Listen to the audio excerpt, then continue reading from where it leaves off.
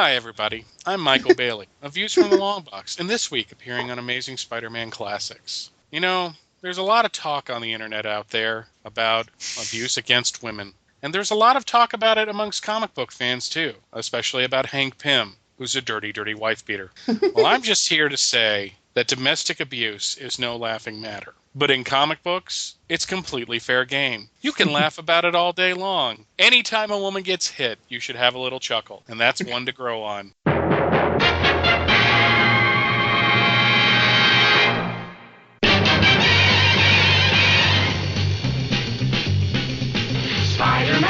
Spider-Man does whatever a spider can. Spins a web any size, catches thieves just like flies. Look out, here comes the Spider-Man. Welcome back, ladies and gentlemen, to another amazing episode of Amazing Spider-Man Classics. My name is John Wilson, and this is going to be episode 11 of the show. Here in the studio with me is Joshua Bertoni. How did I get in this studio? I teleported you. And Donovan Grant. I thought this was Studio 54. The cocaine's better here. And joining us for these next couple of episodes, all the way from Views from the Long Box and FortressOfBaileytude.com, we welcome Michael Bailey. Hello. Yay! Sorry, I was doing the coke off of some naked girls behind, so... I can hear her in the background. Since we're here in Studio 54, I figured, everything goes. It's great, ain't it? Oh, yeah. Actually, it wasn't a bad movie. It was a lot better than I thought it was going to be. So I saw it in the theater, oddly enough. But I don't know if anybody... I know what you're talking about. I have no clue. The Studio 54 movie that came out in the late 90s. Okay. That had Mike Myers as the owner and the Ryan Phillippe as the small-town boy that becomes a waiter there, and his life turns upside down. So okay. Yeah, that was like during a 3 or 4 year period where there was like a bunch of disco movies, because you had Boogie Nights, or as I like to call it, a screen full of and Last Days of Disco. I need to see that because it's got Robert Sean Leonard in it, and I like him. No, but I'm very happy to be here. I'm sorry that it took so much scheduling nightmares to get me here, but I'm very happy to be here. Well, we all have lives, and no one's paying us to do this, so I'm not stressing about it. I'm glad that we're here, but yeah, the episodes are running just a little bit late this month, folks, because the four of us have very different lifetime schedules, and so it took a while to get us all together.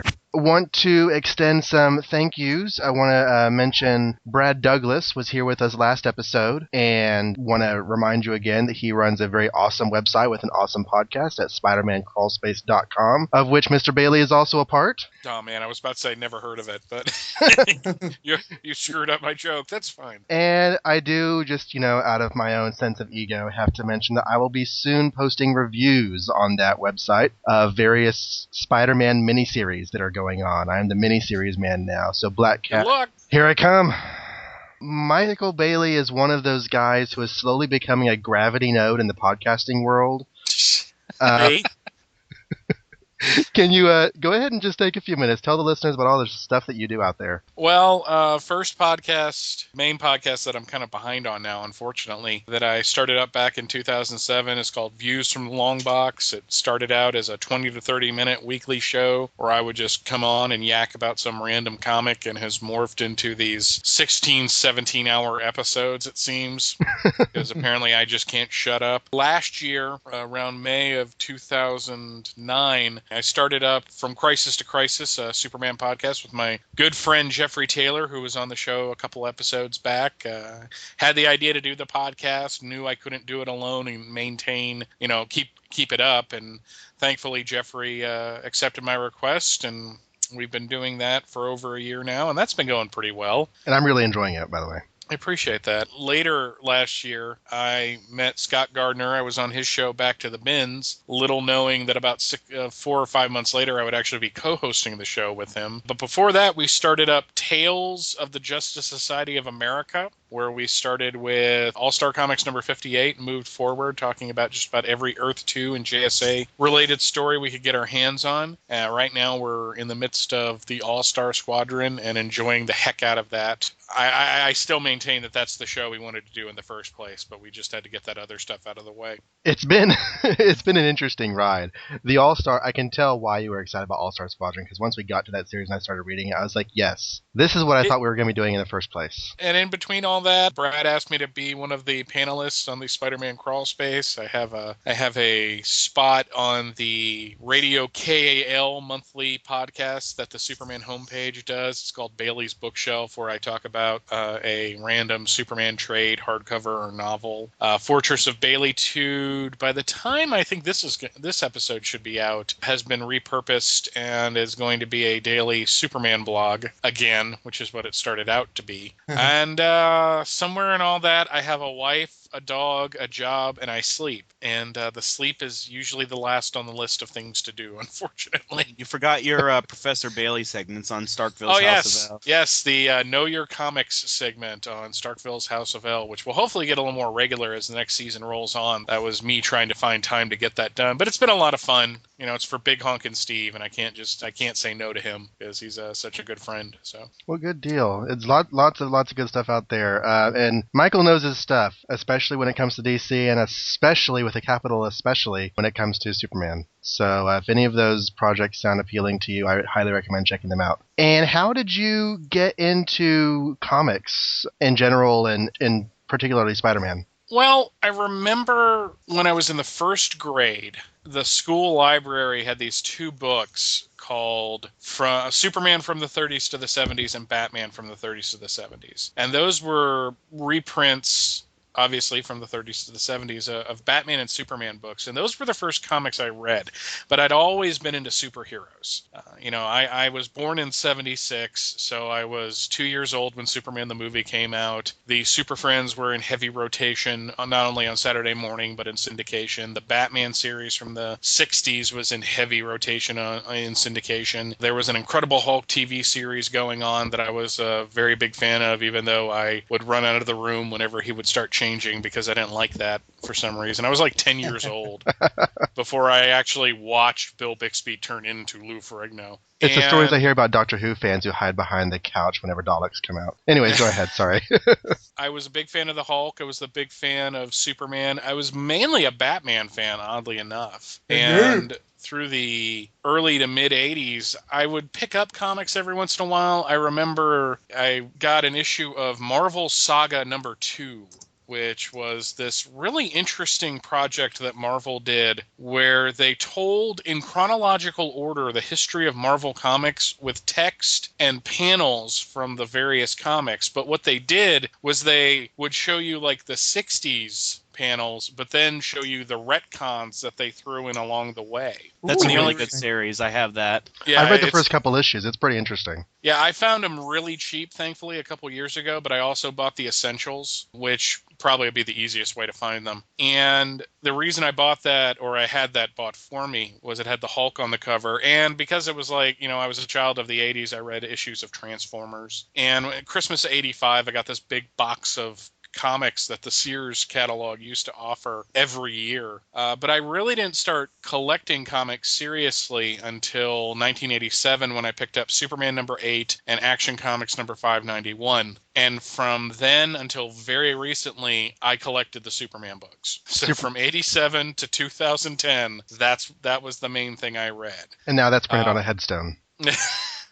And I've been mainly a DC fan since then, but I've always had a fondness for Marvel. I was never one of those people that had the Jets versus Sharks mentality that you can only be a DC fan or a Marvel fan. Spider-Man, first thing I remember of Spider-Man is kind of like Brad, the electric company he was on. And then when I was a little older, Spider-Man and His Amazing Friends came on Saturday mornings, and that was just like the show I wanted to watch, especially after the Hulk started up in like 1982. And that kind of introduced me to a little bit of the larger Marvel universe as well, especially with episodes with the Hulk and the 7 Little Superheroes. A couple years later, during this thing that I still am kind of baffled by existing called Bowling for Dollars, okay, which was this local thing where people would call in and the person would bowl bowling ball, and depending on how many pins got knocked down is how much they won. But surrounding this, they would have different weeks of themes. And one week they showed all of the live-action Spider-Man episodes.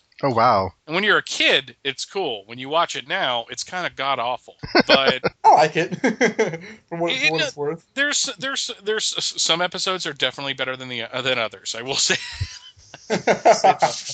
But I was never really a big fan of the comics. I would read an issue here or there. I remember reading a couple issues of Peter Parker, the Spectacular Spider-Man, right after Peter David left. Not that I knew that at the time. And I was like the only kid in my high school that was not reading the Todd McFarlane Spider-Man because I was too busy being into Superman. So, but I remember that time period very vividly. I decided to start reading Spider-Man in 1998 with Chapter 1.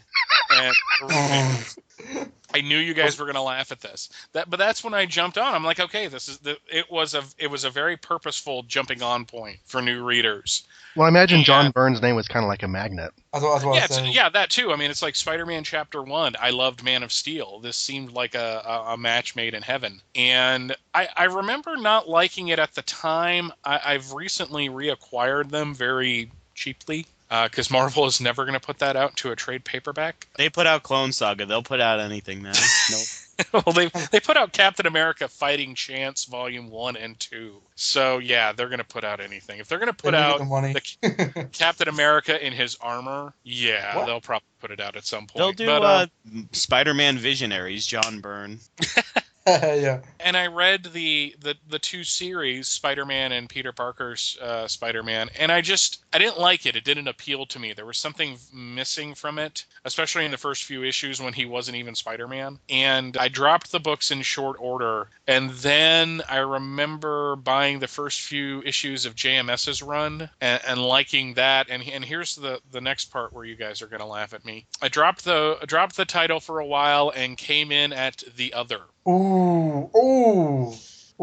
But pretty much since then, I've been reading the Spider-Man books at first for my own personal amusement, and now that I'm part of the Spider Panel, I don't want to say I pretty much have to because it makes it seem like I don't want to be on the show, but because I do. But sometimes it's like, God, I pretty much just have to read these issues because, hit and miss is being very charitable for it, and and I reviewed the title for a little while there, which is why I started reading it again, and I just couldn't devote the time to reviewing a weekly book with everything else I'm doing. So. I remember. See, I'm going through the backlog of Crawl Space podcasts, and I'm just after you came on the show, and you've been mostly positive so far in the first few books that you reviewed. So I'll be curious to see how your opinions change over what is now the last year. Just get to that issue where Michelle punches him in the face, and hear me have a freaking conniption fit. God.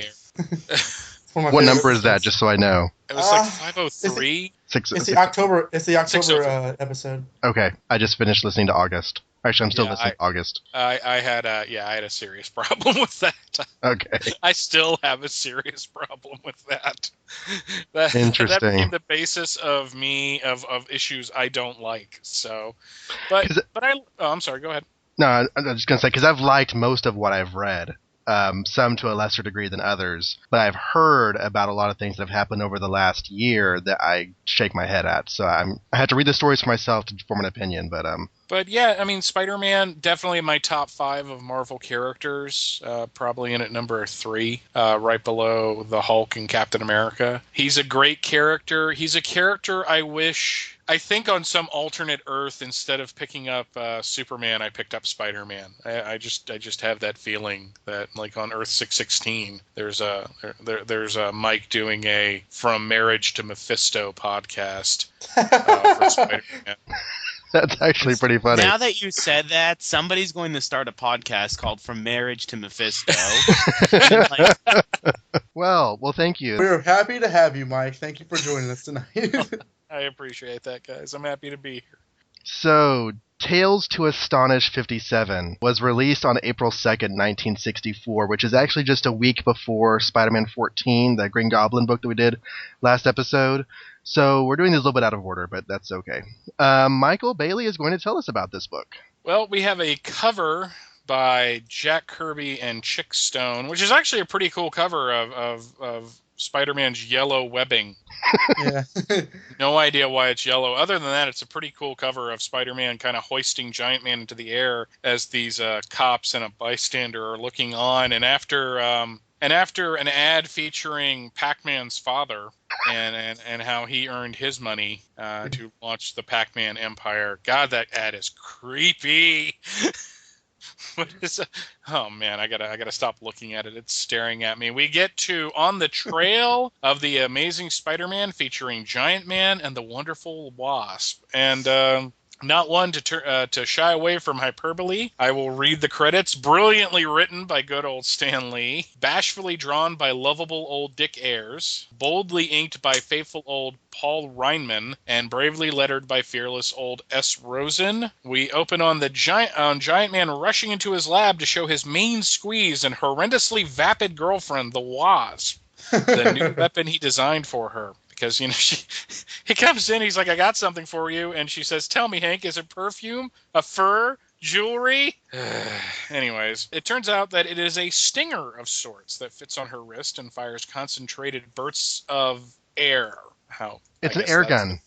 Yeah, because that's going to be effective in a fight. Meanwhile, the villain known as Egghead believes the time has come to strike back against Ant-Man. Egghead has worked out a device that will allow him to talk to ants as well as Ant-Man, and he sends a false message to Hank and Jan that Spider-Man has been sighted and wants to attack and defeat Giant Man. Giant Man gets the message, and for some bizarre reason, he sends Jan to find Spider-Man, but warns to only spot Webhead and then report back. It's like, he wants to fight me, you go find him.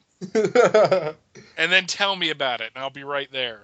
Jan does so happily, and soon enough she finds Spider-Man and gives him a little sting with her new weapon to slow him down. Unfortunately, the blast was a little too strong, and soon Spider-Man is plummeting to the ground. Spider-Man is one pissed wall crawler, and after saving himself, he senses that a small insect is attacking him and sprays out some web, which catches Jan. Jan calls for help, and in short order, Giant Man is coming to her rescue. When he finds Spider-Man, he tells our hero that he better not have hurt Jan, to which Spider-Man replies, "What the hell are you talking about?" Actual dialogue, I assume. Yeah. Meanwhile, Egghead watches and puts the second phase of his plan into action. He assembles his men and then places an anonymous tip to the police that Giant Man and Spider-Man are fighting. The cops show up as the fight just starts getting good, and we have a pretty typical Marvel fight from the 60s as the two heroes taunt each other as they duke it out. Spider-Man swings up to a rooftop and pretty much dares Giant Man to chase him. Giant Man takes the bait, and the cops call in for backup since, as one officer says, anything can happen when Spider-Man and Giant Man are fighting. Because this is so commonplace, right? Yeah. At this point, Egghead enacts his amazing plan to, get this, knock over a payroll truck. The job is going, it's like this Rube Goldberg way of getting a payroll truck. It really is. Okay, I'm going to have Spider-Man fight Giant Man, and then I'm going to call the police, and then this bowling ball is going to go along the edge. It's going to fall down. It's going to hit a seesaw, which is going to knock the payroll truck over the bridge, and then we're going to go in and get it. Well, it could have been worse, Mike. He could have pulled them all to Hollywood first. Yeah, I was thinking that. Just and now. then a 10-hour drive to frickin' Arizona to fight in the desert before they get the payroll truck. The job is going okay, all things considered, but when the cops spot them, Egghead and his men. Call goes out for a roadblock, and one of the cops wonders if Giant Man and Spider-Man are in on this, and you can just know that man has a subscription to the Daily Bugle. As Egghead and crew get back to their hideout, Spider-Man and Giant Man realize that they had been had, but not before Jan thinks about how much Hank must care for her to fight so fiercely in her defense. Hank gets word from his ant agents about where Egghead is, and somehow they use Spider-Man's spider sense to figure it out too. And the three heroes hightail it to Egghead's hideout with Hank assuming the role of Ant-Man. As Egghead and his gang unload the loot, Spider-Man appears and takes the payroll away from him. Jan lends a hand and nearly gets stepped on and swatted with a newspaper, but manages to get away thanks to her stingers, which, much like Spider-Man's web cartridges, she only has a few left. She calls for Hank to make his... it's air. I know, right? How is she for- running out of air? Is it like a cartridge-based thing, or I'm assuming so. I'm assuming it's like, that like canned air. she needs to get some bigger He just- cartridges? He just gave her a toy to appease her. It doesn't do anything. With it in the car on the way home, so it's actually half empty before he even gives it to her. He was tired after all their battles. They'd be on there. I want to have a weapon. I want one. Make it this. So he's like, he like pulled something random out of his lab. Here, Janet, this is a stinger. It shoots air, but be careful. It's super deadly. Oh my God. So Jan calls for Hank to make his presence known, and suddenly Giant Man is in the thick of the battle. The gang pig piles onto Hank, which seemingly allows Egghead to get the drop on the Giant One, but Spider-Man bails him out. Egghead tries to bribe the heroes, but that doesn't go too well, and the bad guys are led off to jail. Spider-Man says he'll be going now, since they don't need him, and the Wasp, for some odd reason, snaps that they never needed him in the first place. Spider-Man leaves after calling her a crazy bitch. Okay, not really, but that's what he must have been thinking. And after he leaves, Jan starts getting really irrational about Spider-Man, but Hank counters that he was a rather handy person to have around. Jan continues to complain, and Hank gives her a good pimp-handed backslap to shut her up, and then they get back about their... Well, okay, that doesn't happen either. But, No, Not he- to end the recap with, and then he took her home and beat her senseless. He's just stockpiling bitterness that he's going to let out in 1975, whatever year that was. That's only the here Mary is- Marvel gang can tell you. And here is how the fight ended. And now here is how the fight would have ended if Hank went home and irrationally beat his wife. Is this because I didn't have the dinner on? Is this because I used my stinger when you told me not to? Yes, that was how this whole battle started. A whole truck was hijacked because you were a stupid woman with no patience. Oh dear. Before we get into our notes for this issue, I do want to introduce my daughter again. For those of you who've been listening for a few episodes, she came on a few episodes back. She decided to select this issue for her interview this month, and here she is, my daughter Lily. I like Giant Man, but I think I like the Wasp more than Giant Man. I don't really think that Giant Man's powers are very interesting. If I'd seen this comic on the shelf, I probably would have just bought it for Spider-Man. I think the Wasp is really, really super girly. In a bad way. And in a good way. My favorite part of the story was at the end when the Wasp said, "I got news for you, son, we never did need you." It's really silly that Wasp doesn't like Spider-Man just because wasps and spiders are natural enemies.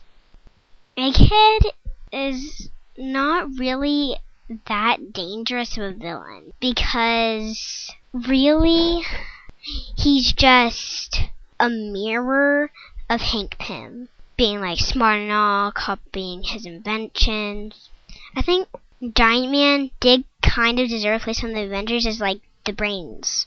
I think the best Spider-Man part was when he almost dropped that big box and all of the criminals. This was the very first appearance of the Wasp sting. I like that. This kind of gives Wasp like more of a defense and offense. So she's not just this girl flying all over the place trying to punch people in the nose. My name is Lily. I'm 8 years old, and I return you to the rest of the show. How do I turn this thing off? So that is she. And what did y'all think about this issue? All things considered, it's just a fairly typical Marvel book from this time period. This type of story was never really done over at DC, where two heroes would just show up and there's a misunderstanding and they would start fighting. I don't dislike it, but I definitely would not put it up as like one of the best of this era. No. The art's actually pretty good. I was rather impressed with the art. Dick Ayers does a very good Spider-Man in places. It kind of foreshadows a little bit of Ross Andrew, I thought. Yeah, I actually there's a zoom in on his face, page 4, whenever the Wasp is about to zap him, and it's the first time we've ever actually gotten like nose and cheekbone definition on his mask. Yeah, you're right. That's a great image. Other than that, this is a goofy damn story. It's all hinged on Egghead having this miraculous plan to get back at Giant Man so that he can pull off a heist. But it's such a mundane heist. It's not like he's planning to steal some government secret project weapon, whatever, and sell it to the commies because, well, that was Stan Lee's move back then. No, he's gonna rob a payroll truck. He's gonna rob a payroll truck in front of the cops, thinking, well, they're gonna be too busy watching the two heroes fight. I'll just rob it over here. Genius. I was never really a big fan of Giant Man and the Wasp anyways, so that really didn't this didn't improve my opinion of them. And the thing is, and I may have said this in the past episode, is that at this time in Marvel's history, Amazing Spider-Man and Fantastic Four are a lot of times the exception to the rule as far as the quality of Marvel's stories. They're the cream of the crop. They're the really good stuff, and there's a lot of really wonky Iron Man and really weird Giant Man going on at the same time. I was about to say, because like during the past issue with the Human Torch, I think that was Strange Tales or Tales to Astonish, and then this one, it sounds as though like the main books, straight superhero stuff with some human elements into it. But when you're like on the satellite books, like this one, where you have more than one hero on there, it's just like throw common sense and logic out the window, even more so than you do in the regular books. You remember what I told you about the Human Torch's secret identity in Strange Tales, right? Oh Lord. But you want to hear something really goofy about that series though? Eventually, Jerry Siegel would start writing it. Strange Tales? Yes, he wrote for Marvel in the 60s, and he wrote Strange Tales, and it's kind of weird that he went to Glenville High School, and the Human Torch lived in Glenville. That's actually really cool. What did he write? To do the Doctor Strange strip or the? No, he did some Human Torch, and I think he did some other that's some of their lesser known titles. The Human Torch strip became a Human Torch Thing team up strip after a little while. And he wrote under another name, which I can't remember right now. But eventually, he was just kind of bumped down to being a proofreader because his spirit was pretty much broken at this point. His writing wasn't all that good. Oh. So, but Compared yeah, to this, that sounds really bad. Yeah, it was right after he had lost the second legal battle with DC over Superman, because he wrote for Superman in the 50s and 60s until the copyright came up again and he lost in court and they fired him. So that sucks. Wow, there's some bad history there. Speaking of 60s and copyright, I gotta ask, which came first, this Marvel version of Egghead or the 60s Batman show version of Egghead? Pretty sure it was this one. Yeah, the Batman show was 67, wasn't it? So, premiered in 66. Yeah. Okay, we're 64 right now. Yeah, duh. Yeah. So page 1, yeah, Janet's the real material girl there, isn't she? Yes. This is why I hate when Stan Lee in his revisionist interviews talks about, over in the competitors comics, the girlfriends were always just these sideline hostages, but I was putting them in the forefront of the battles. I was a real feminist for my time. Really, Stan? No. Really, Stan? What did all the women in DC do? They were lawyers. And they owned companies, and they were reporters for major metropolitan newspapers. All of your women were secretaries. I'm not kidding. No, I believe Betty you. Brant. And Bab started as a librarian, but didn't she become a senator in the 70s? Yes. Congresswoman. And Stanley's in the corner I don't know. And she dated Clark Kent when she was a congresswoman, weirdly enough. It was 2 or 3 dates. Soccer blue. Oh, dear. Well, wouldn't you? I mean, seriously. Date Clark Kent or date Clark Kent or Barbara Gordon? Barbara Gordon. I don't like Superman that much. He's a man of steel. I still cry myself to sleep. It's like that one cover. Okay, page 2. He manages to point out while he's giving her the gun that basically up to this point she's been a really sucky partner because all she's had is her small size going for her. And other than that, she's pretty much lame. That's what she said. Oh. Couldn't help myself. And the air gun, it kind of, I don't know, it's sort of a weird prom corsage looking thing. I don't know. It's just like on her. Like she should be an action figure with a gun that attaches to her hand. There, that's what it looks like. If you go with the idea that okay, I'll give you a toy. I mean weapon. It's an air gun. The kid's Such pretty creativity. dumb though, right? He gets introduced on page 3. I've read this. I've read like 1 or 2 other Egghead stories. I have no interest in this guy at all. Yeah, is he like a Avengers villain, a FF villain? Because I've never heard of him. I think he's pretty much a Hank Pym villain. Yeah, Hank Pym did not have the most stellar rogues gallery. I didn't know he had a rogues gallery. Well, actually, Everyone Black had a Knight was his rogues villain. Who was? Was that? The Black Knight was his villain? Yeah, the Black Knight. Whenever the evil uncle of the later Avenger Black Knight. Whenever he was introduced as a Giant Man villain, and whenever he came onto the Masters of Evil, it was to fight Giant Man. So, for what that's worth, Black Knight. Do you ever think that Cap, Thor, and Iron Man just laughed at Hank over his? I was under the assumption that they always did. It's like, isn't Hank Pym the guy who's always like, I'm Ant-Man, no, I'm Yellow Jacket, no, wait, I'm Giant Man. It's like, I know very, very little about this character out of all the Avengers, but he's the guy who's not changing costumes and names. He's a guy who has a horrible reputation with women, particularly his own wife. He only hit her once, but it's followed him, unfortunately. Yeah. He's not the only wife beater in the Marvel Pantheon, but he's the only one who can't live it down. Flash Thompson. Oh, go ahead. No, I was just about to say, it's one of my big pet peeves about fandom, is that they'll latch onto something and they'll get this hive mind mentality about it. I am not in any way endorsing backhanding your wife just because you're having a rough time of it. But it's not like he hit her and then beat her and then shrunk her down and then beset ants on her. I was just going to say, it sounds like you're talking about the Ultimates. And yes, you're talking about the Ultimates. Yeah, I mean, and Holy crap!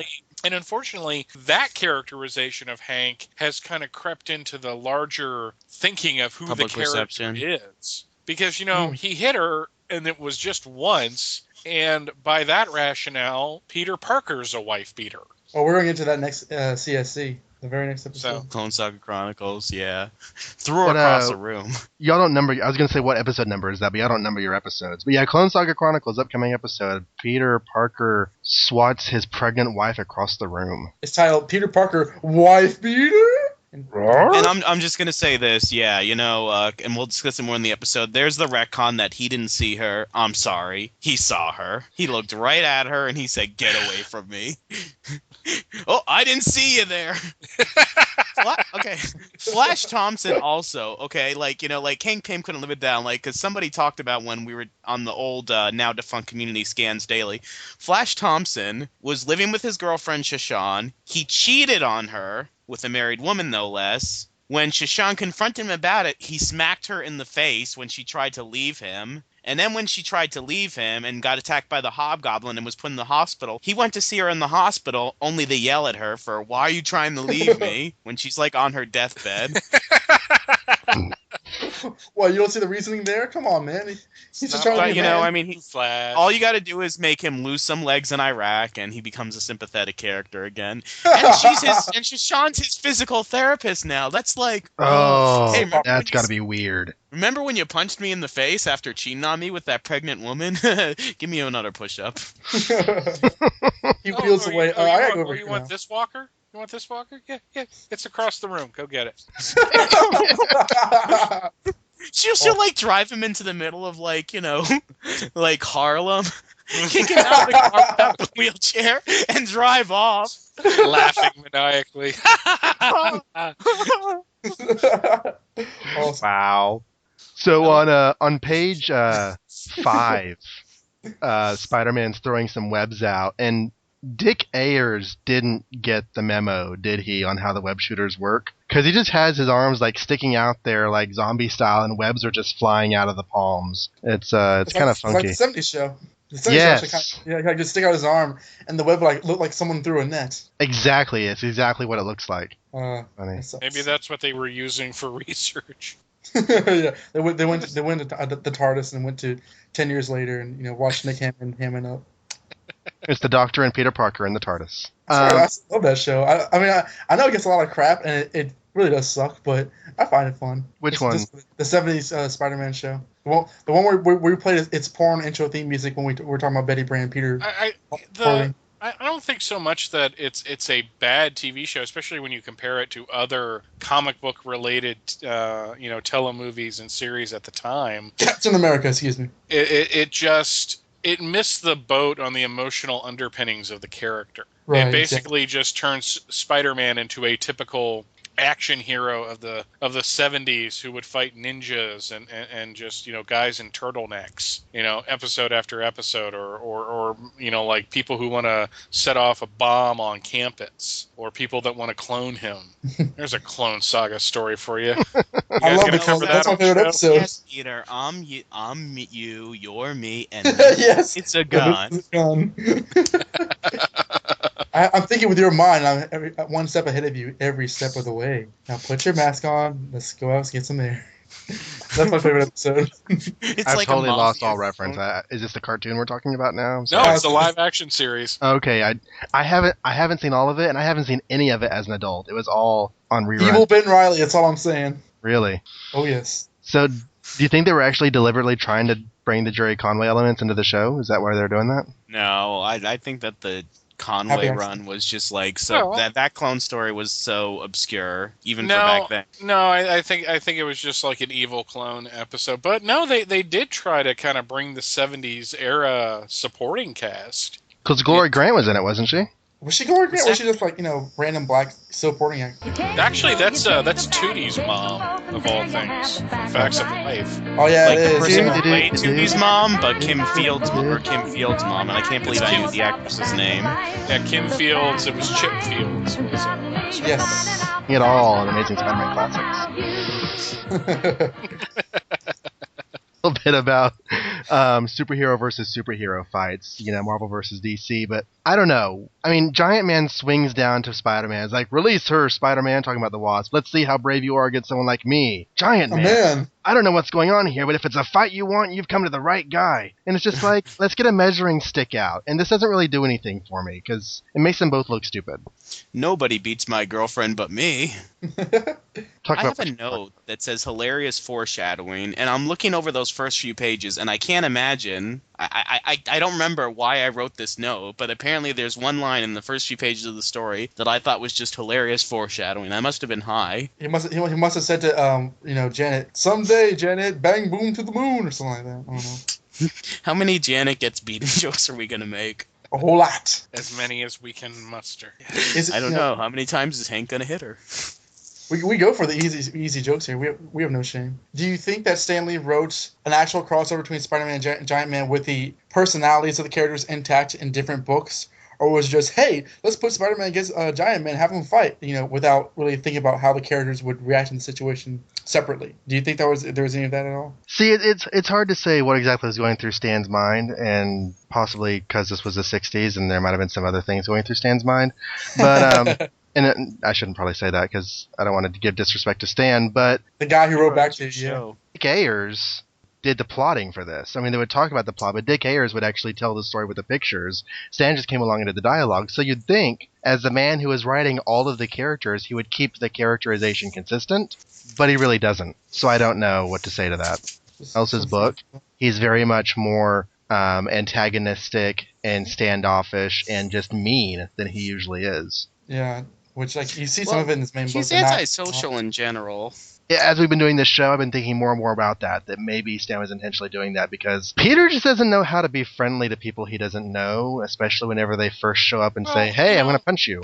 Yeah, I was about to say that. You guys have been talking about that a lot on the show, about, how almost what I was getting from the conversation is that Peter kind of brings it on himself. And to a certain extent, I can agree with that. I can see what you're saying, because I feel the same way about Daniel in the first Karate Kid movie, that maybe if he would have just kind of kept his head down, they might not have beat him up as much. But I have a feeling that Peter Parker was picked on from the time he was a little kid all the way up into high school. And, just because they decide to be nice to him once, he's probably in the back of his mind thinking, well, this is a setup, and I'm just going to be the butt of the joke again. So I don't blame him for being a jerk. I really don't. We did an episode of Teenage Wasteland earlier today where we were talking about a couple episodes of Ultimate Spider-Man, and there's a scene where Kong walks up to Peter and says, hey, have you seen Flash? And Peter's like, well, let me check my underwear. No atomic remember that. wedgie, so no, Flash must not be around. And it's just like, that's that's the kind of relationship they've always had in that book. And I wonder if that's the same in this book too. You mean in like regular universe? Yeah. They retconned that. Well, there's a few retcons for why Flash picked on Peter. One of them that they did in the 90s was we saw little Flash Thompson, like around 6 years old or something. He would get beat by his father, and then he'd run outside crying and run into Peter and take out the frustration on Peter. I don't mean he would beat Peter senseless, but give him a verbal lashing. Then there was another retcon in the 80s. Well, this was actually the first retcon, truth be told, but where he was like, you were always so standoffish to Liz Allen and to everyone else, so we thought that we had to knock you down a peg because you acted like you were better than us. And maybe that made sense in Flash's mind. That was Flash's justification. Yeah, it doesn't make any sense. I beat you because you turned down my girlfriend. A lot of times with retcons, you have somebody's response to a general impression of a series of books rather than a retcon of actually what really happened, or addressing what really happened. Like, there was an Amazing Spider-Man Family issue about a year ago where they sort of tried to give why Aunt May was so doting and overprotective of Peter because she had lost Ben and she just, didn't know how to deal with that at the time. But that doesn't really fly with what actually happens in the books, as we're going to see we talk about the annual. I would just say I read a recent Sensational Spider-Man during the whole his unmasking a couple of years ago, and they gave that Aunt May issue of why she was so doting on him because he got hurt and she wanted to protect him and he would like armor and stuff. That only works to an extent. There are some places where she's just a crazy old lady. In regards to Peter being antisocial, it's interesting because he's always touted as the everyman hero. Ho ho, he's the hero that anybody could be. But since not everybody is nice, so it's an interesting aspect of his personality that I don't really see a lot in besides the origin, like the media interpretations, like Spectacular Spider-Man. I don't really see like the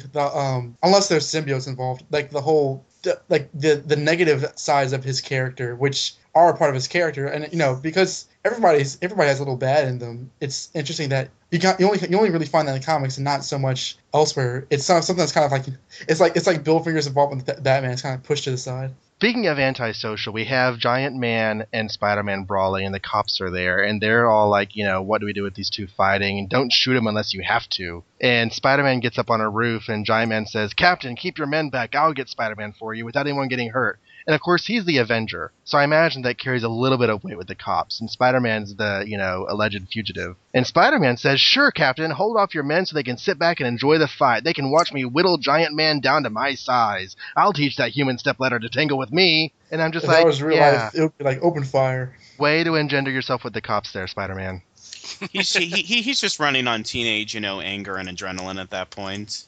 Hit me! Jolt Cola. Hit me. Aunt May, wasn't paying attention, and Peter's been drinking these energy drinks, and it's not going well. And we finally get a lights going on, light bulbs over their head moment whenever they're about to slug each other. And actually, page 11, last panel, I honestly can't tell if they're going to punch or kiss. Just the way that looks, it's kind of well, with Hank Pym, romantic. it might be both. Take a shot. Oh. Oh God, the final Janet Pym count is. we should do in the very beginning. If you are over 21, play this drinking game. How many times we can reference Hank Pym punching a woman in the face? Haha. Now presto. How many comic book women have been abused? I mean, you mentioned Shashan, you mentioned Deborah Whitman. I'm just Deborah in the Whitman. Spider-Man world alone. Oh my God, Deborah Whitman.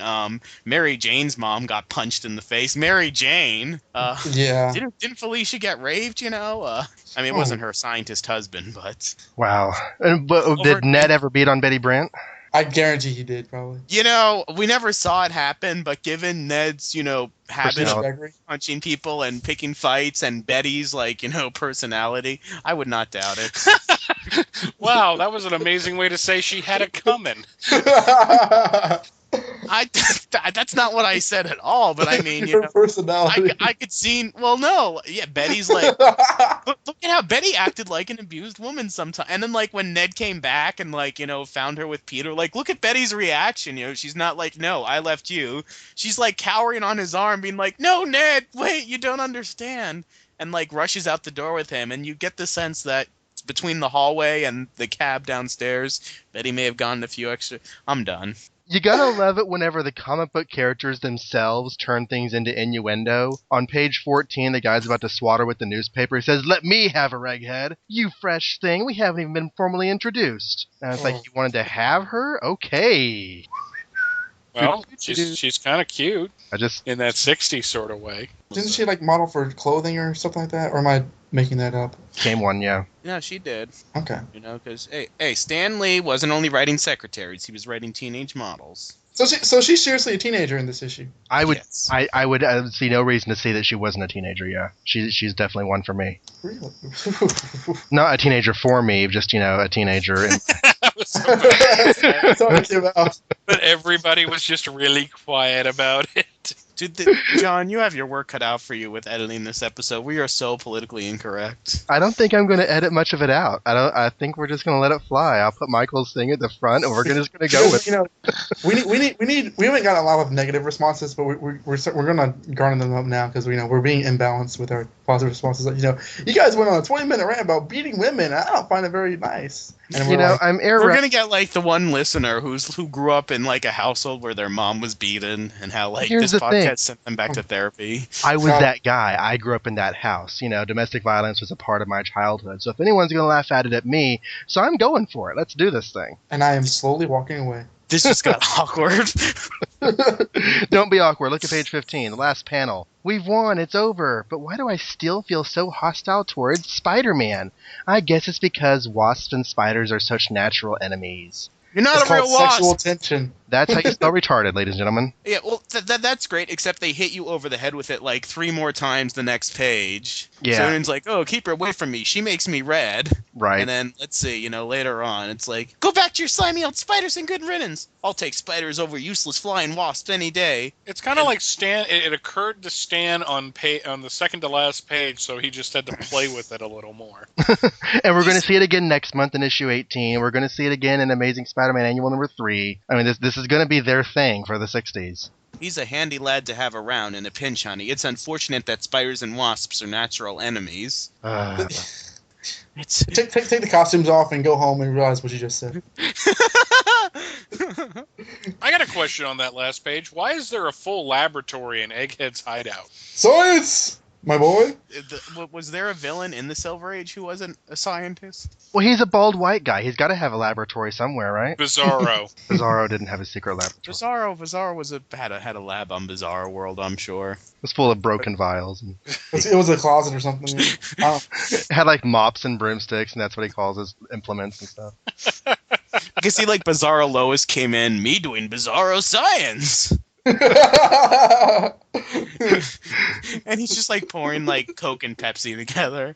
Ooh, you make big Bizarro experiment, and then Bizarro World explodes, and like Lex Luthor finds a way to like make him think that Superman's responsible, and there you go. That's the plot. I just wrote a Silver Age Superman story, or an all-star Superman story. and it turns out there's that a it was all to teach Lois a lesson about unlocking her door or something. No, there's like a book. There's like several volumes on intelligent design in Bizarro's lab. So there you go. Speaking of Bible stuff, there's a misquote, which is awesome. The last page, the second panel. For shame, Egghead. The money is the root of all evil. And I don't know. I don't consider myself a Christian anymore, but still, misquoted Bible references bother me. I guess it's kind of grammar bothers me too. But for the record, that is the love of money is the root of all evil. Not that money is the root of all evil. But there we go. That's kind of like the whole, Luke, I am your father. No, Luke, I am your father kind of thing. And he never said, Luke, I am your father. Yeah. He never said that. Or beam me up, Scotty. Or there's a lot of like misquoted things that like people Play think, it again, Sam. Yeah, I was about to say play it again, Sam. Yeah, it's no, I am your father. So Right. There is an adaptation that says Luke, I am your father somewhere, though. But, he never says it in the movie. Brock Peters sang it on the radio show. That might have been it. So there's another story, a Wasp solo called A Voice in the Dark, in the second half of a text-only story called The Balloon in this book, but we don't care because they don't have Spider-Man in them. That's right. One other question I did have, domestic abuse aside, how does Hank Pym rate as a superhero as far as his power set goes? How do y'all feel about him? I have no opinion because I've not read. I don't think I've read any story with him in it besides Avengers 3. it seemed like he was a character, because he's like one of the more interesting Marvel heroes because he wasn't there because of he wasn't a superhero at first. It was just a horror story basically. Mm-hmm. That Stan Lee said, "Hey, I can take this character and run with. Run with it." I'm not. That's not a direct quote, but I figure that had to go into the thinking about it. And unfortunately, in those first adventures, or at least the ones I've read, especially the introduction of the Wasp, and Boo's trying to tell you her opinion of Ant-Man as well. Yay! I have Boo on Amazing Spider-Man Classics. Woohoo! My life. He was just another generic Marvel hero who fought commies. Right. And giant insects. Yeah, I mean, it's like when he met Jan, he was going to some unnamed communist country to fight the bad guys. I mean, and that's what Iron Man did as well. So, I And they tried to do that with Spider-Man in his first issue. Chameleon was a communist. Yeah. And the Red Ghost. With the super apes, not the Crimson or the Red Guardian, right? Wasn't that Black Widow's? That's Guardian. Gotta be like one of the most dated Fantastic Four stories ever. And Crimson Dynamo.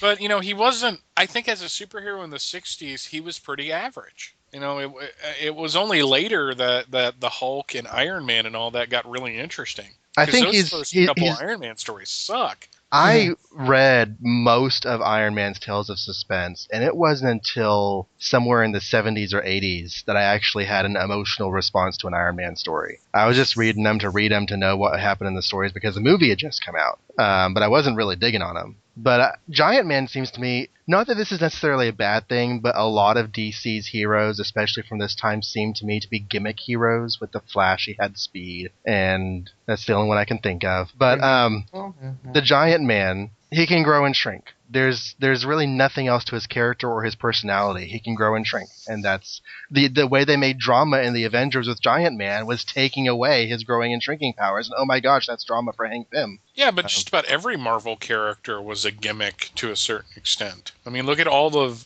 Spider-Man's villains.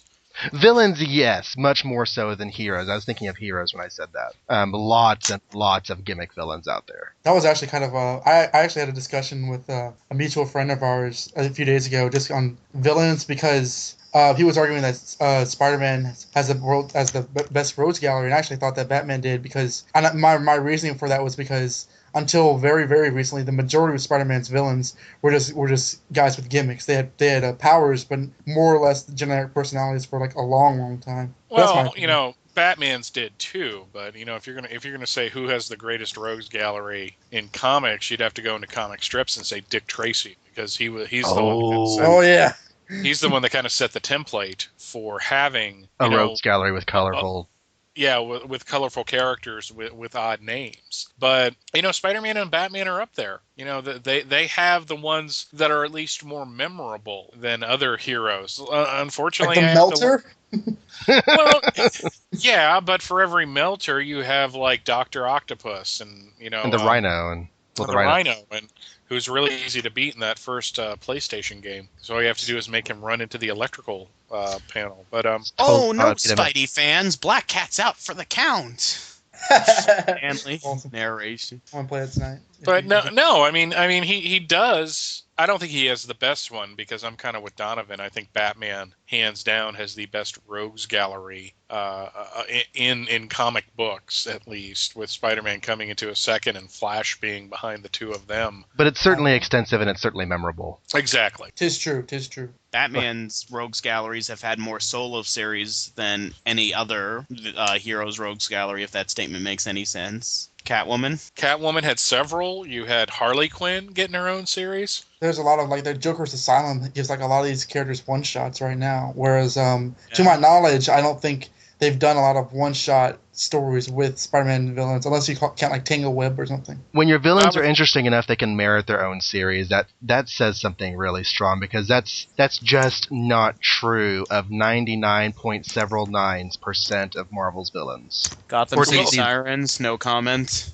Well, let's be fair. When there was Venom miniseries, it was just because Venom was really popular. Right. It wasn't that they were particularly good. Carnage, Mind Bomb. Yeah, but like aside from Venom, how many Spider-Man, villains have had their own series or one-shots? Off the top of my head, I can only think of Dr. Octopus and Norman, the Green Goblin. That's the only one. But those were like Spider-Man versus, them miniseries. Like I'm talking about like solo series or whatever. Wasn't there? Like, there was like a Octopus Year One or something like that, or Norman Osborn's Journal or something like that. The Osborn Journal, yeah, but that was really more tied to like Spider-Man events. But still, I don't know. Okay. I guess that's a definition issue though. If because you have an opinion on Spider-Man's Rose Gallery and how popular they are, please email in at AmazingSpiderManClassics@gmail.com. Tell us your thoughts about Spider-Man villains. And are they great? Do they suck? What do you know?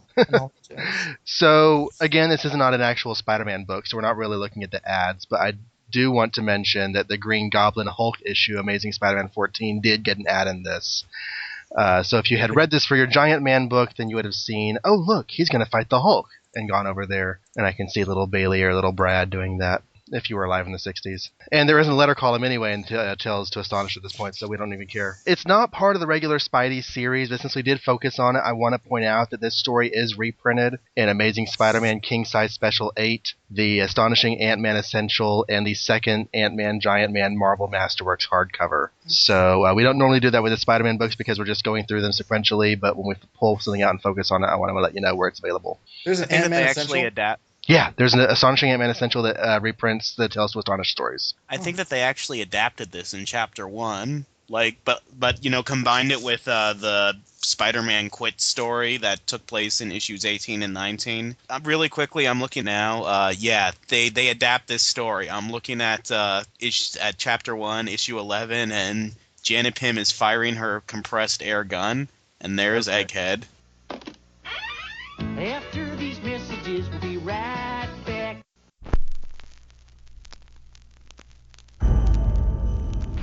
December 7th, Earth 2. 1941, A world very much like our own, yet slightly different. a date which will live in infamy. A world at war. The United States of America was suddenly and deliberately attacked by naval and air forces of the Empire of Japan. Following the Japanese sneak attack on Pearl Harbor, President Franklin Delano Roosevelt brought together the largest group of mystery men ever assembled to battle the Axis powers. Tales of the Justice Society of America presents the All-Star Squadron.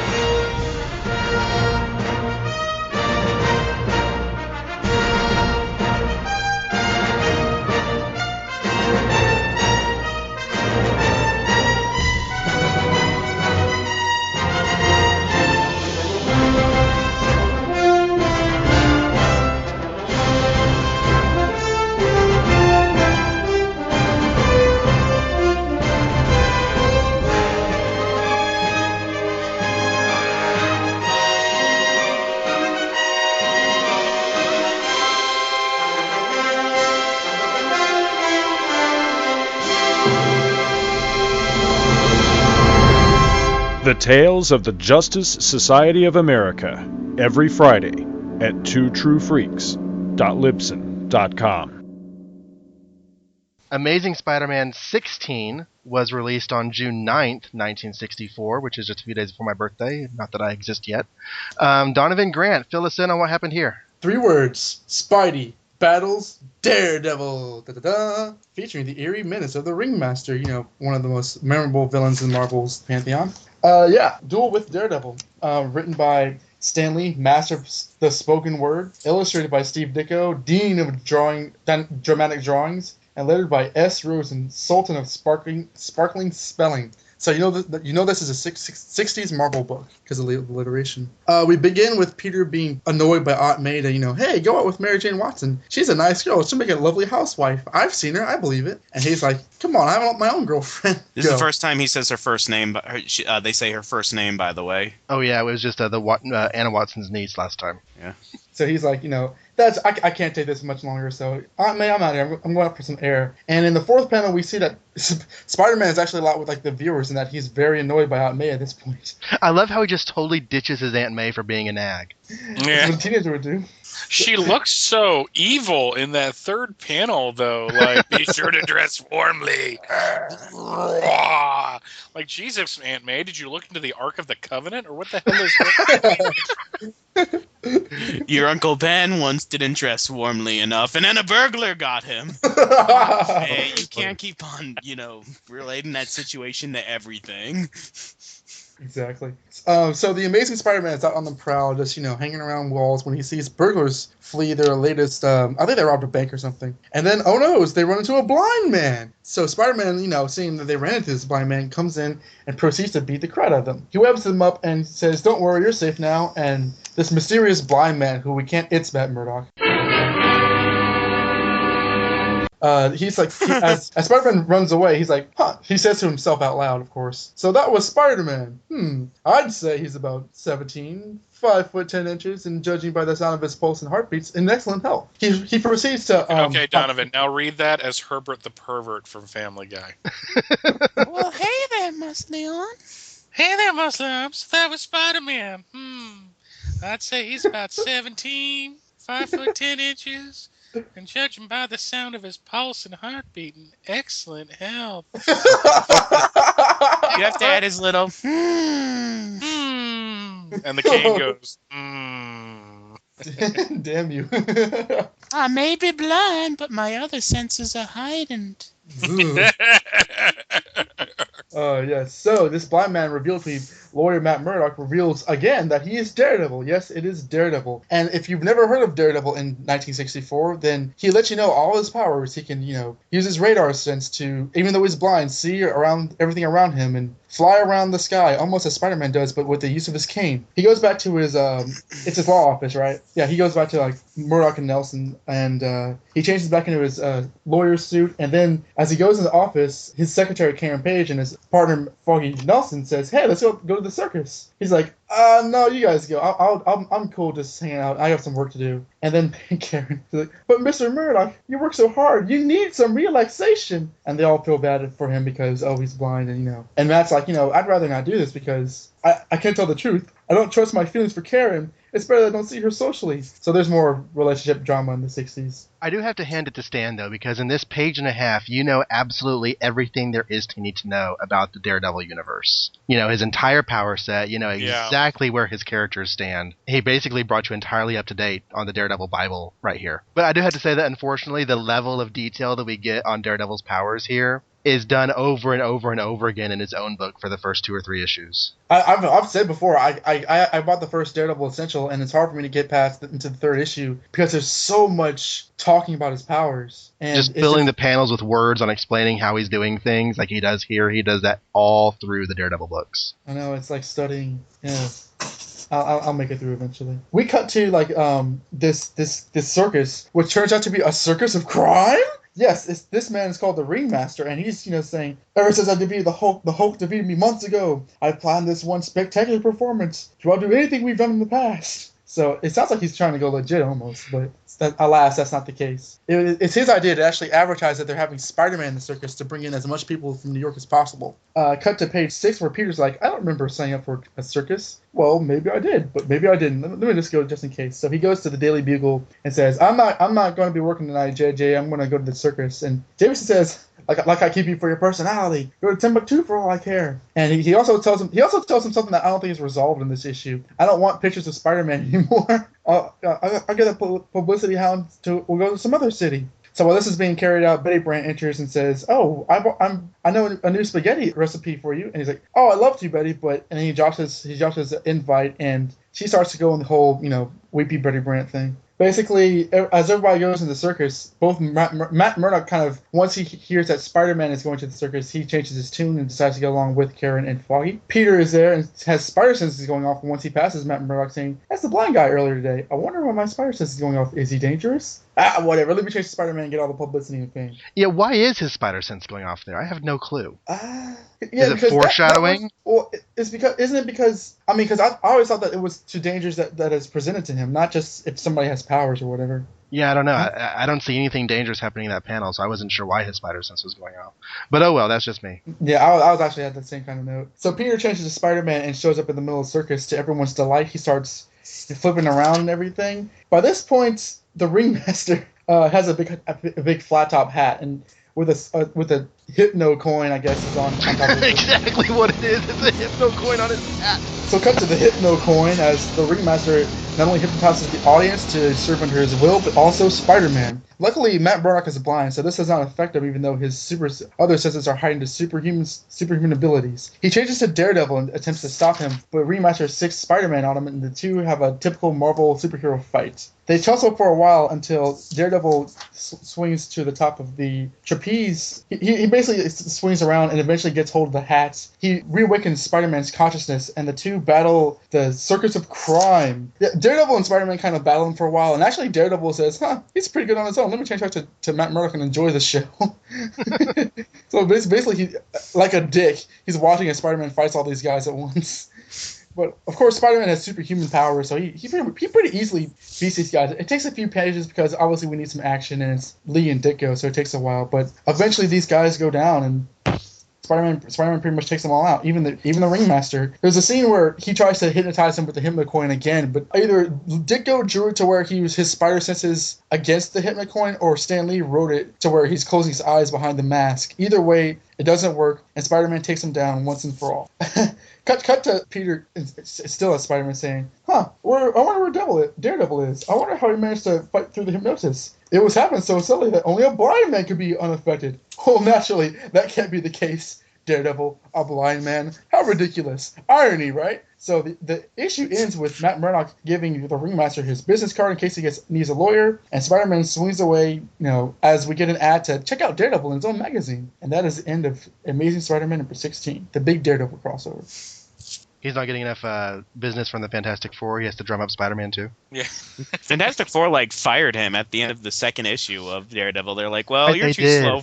And I guess Stanley forgot because later on in FF, they talked about how he's been their lawyer since issue 2 of his own magazine. Maybe they were Matt Murdock represents everybody in the Marvel universe. If there's ever anybody that needs a freaking lawyer, it's like Matt Murdock. One of the first comics I ever read of the Hulk in the comics was 293, where this guy tries to shoot Bruce Banner at the airport. Turns out that the Hulk trashed his town, and he needs a good lawyer, and Bruce thinks Matt Murdock.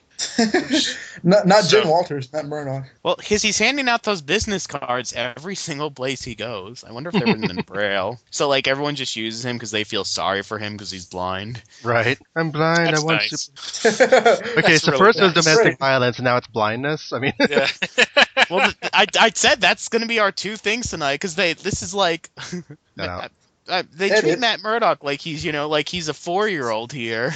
They really do. Oh no, he's lost. Even though he was walking himself home earlier this issue, and he does it on a regular basis in the Daredevil, we lost. Oh no, we better make sure he doesn't go home with a stranger or something. Well, we were saying before we recorded that, why would you take a visually challenged person to a visually appealing circus? Where's the logic in that? And they're like, you need to get out once in a while. Come and join us and watch the circus with us, Matt. The guy who's blind, come on, it'll be fun. And then later on, they're like, we'll describe everything to you. And then after the circus is going, they're like, is there anything you want us to describe to you? Because we're paying too much attention to the show and watching it and not talking to you.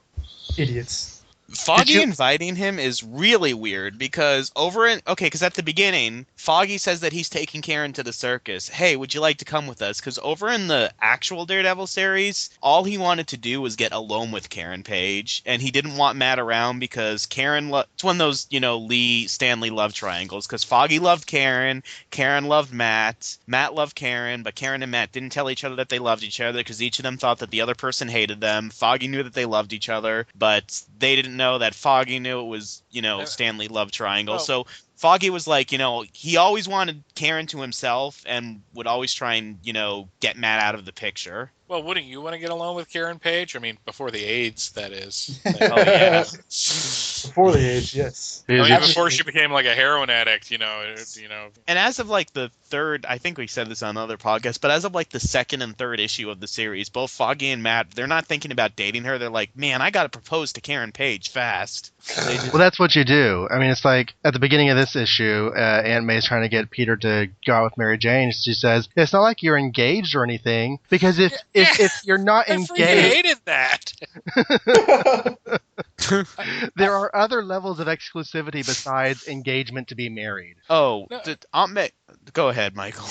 No, it's just Before I go on my Aunt May whips rant. out of me because she's like, well, you need to go out with Mary Jane Watson. You know, I have a girlfriend. It's like Peter doesn't even say. Oh, It's like Peter seriously. didn't even say anything. You know, it's just like May's like, no, that you're not. It's not like you're married. You're a teenager. You're supposed to be going out with every girl in sight. But May- God, I hate Aunt May. I hate Aunt May. Not just having a girlfriend, but a girlfriend who has made overtures of friendship to Aunt May, who visited her in the hospital, and hey, in this very issue said, I made spaghetti dinner. Bring your aunt over. You know, the one that's trying to get you to cheat on me. Wow. That's what Betty says. She's like, I know, you know, no, bring I your know. aunt. Yeah, that's exactly what happens. I know.